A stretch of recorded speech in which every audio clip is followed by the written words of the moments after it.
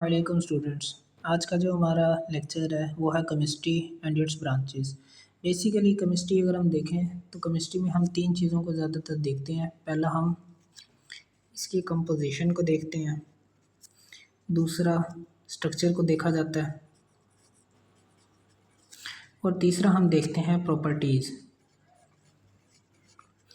अगर इन चीज़ों को मिलाकर देखा जाए तो हम कहते हैं कि केमिस्ट्री में एक सब्सटेंस किस तरह से कंपोज हुआ है, उसने कौन सा स्ट्रक्चर बनाया है और अब उसकी प्रॉपर्टीज़ क्या क्या हैं, इनको कम्प्लीटली हम केमिस्ट्री कहते हैं। आगे हमारे पास आती हैं ब्रांचेस ऑफ केमिस्ट्री। पहली ब्रांच है हमारे पास फिज़िकल केमिस्ट्री। फिज़िकल केमिस्ट्री मतलब फिज़िक्स और इसके साथ कोलैब करती है केमिस्ट्री। मतलब किस तरह से इसके अंदर एटम्स और मॉलिक्यूल्स रिएक्ट कर रहे हैं या फिर कंबाइन हो रहे हैं या फिर किस स्पीड से कंबाइन हो रहे हैं, इसको कम्प्लीटली हम कहते हैं फिज़िकल केमिस्ट्री। इसमें हम ज़्यादातर देखते हैं सॉलिड पार्टिकल्स को देख लेते हैं या फिर हम लिक्विड पार्टिकल्स को देखते हैं। और थर्ड वन हमारे पास गैस, बिहेवियर ऑफ गैसेस आते हैं।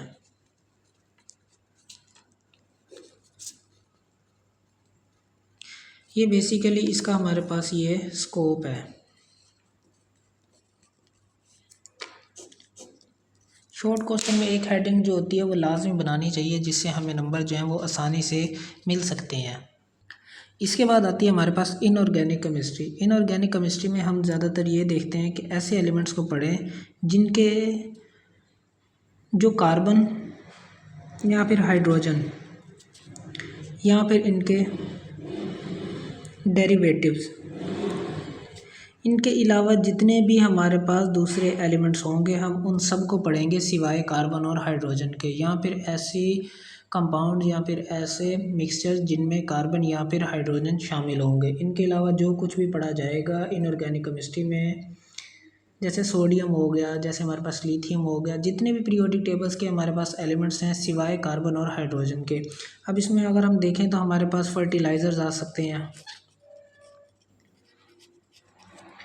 और हमारे पास मेडिसिन्स आ सकती हैं, कैटलिस्ट आ सकते हैं या फिर पिगमेंट्स आ सकते हैं। तो इस तरह की जितनी भी चीज़ें होंगी वो सारी इनऑर्गेनिक केमिस्ट्री में शामिल होंगी। ये सब हमारे पास इनऑर्गेनिक कंपाउंड्स कहलाएंगे।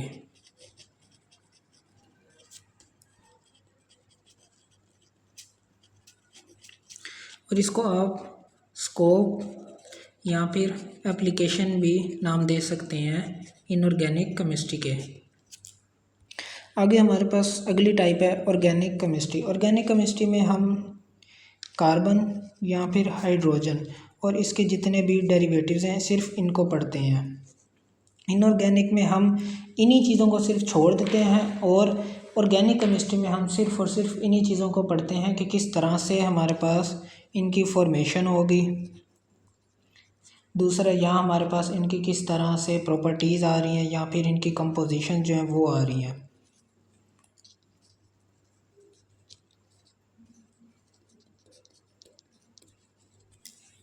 और लास्ट पर हम इनके देखते होते हैं रिएक्शंस, कि ये किस तरह से रिएक्शंस कर रहे हैं। इसके बाद आती है हमारे पास इन्वायरमेंटल केमिस्ट्री। इन्वायरमेंटल केमिस्ट्री में भी आप एक बात ये याद रखें कि हमने इन्वायरमेंट को नहीं पढ़ना। इन्वायरमेंट में जो रिएक्शंस हो रहे हैं, जो केमिकल रिएक्शंस होते हैं हमारे पास, या फिर जो हमारे पास बायोकेमिकल रिएक्शंस होते हैं या फिर फिनोमिनाज होते हैं, उनको हम पढ़ते हैं। जो भी इस प्लेनेट पर हमारे पास रिएक्शंस हो रहे होंगे, चाहे वो केमिकल्स हों या फिर बायोकेमिकल रिएक्शंस हों, उन सबको हम इन्वायरमेंटल केमिस्ट्री में पढ़ते हैं। क्यों पढ़ते हैं? क्योंकि ये हमें अंडरस्टैंड करने में मदद करते हैं कि हमारे पास क्या इसके कॉजेज़ आ रहे हैं, कि अगर कोई रिएक्शंस होते हैं तो उसके कॉजेज़ क्या होंगे, उसके फिर हमारी सोसाइटी पर इफ़ेक्ट्स क्या होंगे और हम उसका सलूशन जो है वो किस तरह से निकाल सकते हैं। ज़ाहिर सी बात है, मिसाल के तौर पर हमारे पास जो एक पोल्यूशन है हमारे पास जब ये इफ़ेक्ट करता है तो हम सबसे पहले देखते हैं इसके कॉजेज़ क्या होंगे। आप सब बच्चे पढ़ चुके हैं इस चीज़ को, पोल्यूशन को क्या होता है। पोल्यूशन भी कई तरह का होता है हमारे पास, तो सबसे पहले उसके कॉजेज़ देखे जाते हैं, फिर उसके इफ़ेक्ट्स देखे जाते हैं और फिर उसका सोल्यूशन निकाला जाता है। उसके बाद आती है हमारे पास एनालिटिकल केमिस्ट्री। एनालिटिकल केमिस्ट्री में हम एनालिसिस करते हैं डिफरेंट सब्सटेंस का।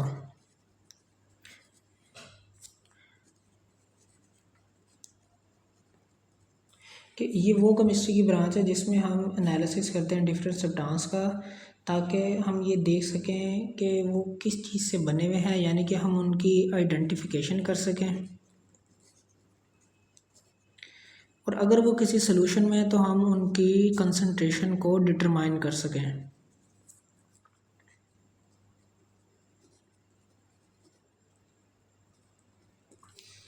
और अगर हमें केमिस्ट्री में करनी पड़े तो हम उनकी फिर सेपरेशन भी कर सकें, कि अगर हमारे पास कोई सोल्यूशन है, हम उसको सेपरेट करना चाहते हैं तो हमें पहले एनालिसिस करना पड़ेगा कि ये किस चीज़ से बना हुआ है, कौन से एलिमेंट्स इसमें शामिल हैं, कितनी उनकी कंसंट्रेशंस है। फिर हम उनके बॉइलिंग पॉइंट के ज़रिए या फिर उनके मेल्टिंग पॉइंट के ज़रिए हम उनको सेपरेट भी कर सकते हैं। अगली हमारे पास जो ब्रांच है वो है बायो केमिस्ट्री। सबसे पहले तो ये देखें, अब दो वर्ड हैं इसमें, बायो और केमिस्ट्री, दो चीज़ों को जोड़कर इसमें रिएक्शन देखा गया है। कि सबसे पहले इसमें हम देखते हैं कि हमारी जो लाइफ है वो किस तरह से वर्क करती है रिएक्शन के अकॉर्डिंग। और दूसरा हम इसमें ये देखते हैं कि हमारी बॉडी में एक लिविंग ऑर्गेनिजम्स की बॉडी में किस तरह से जो रिएक्शंस हो रहे हैं वो किस तरह से हो रहे हैं। मिसाल के तौर पर हमारी बॉडी में काफ़ी ज़्यादा मॉलिक्यूल्स हैं जिनके हम फंक्शंस हमें पता होने चाहिए, जैसे कि लिपिड्स हैं, प्रोटीन्स हैं, कार्बोहाइड्रेट्स हैं हमारे पास, और न्यूक्लिक एसिड्स हैं।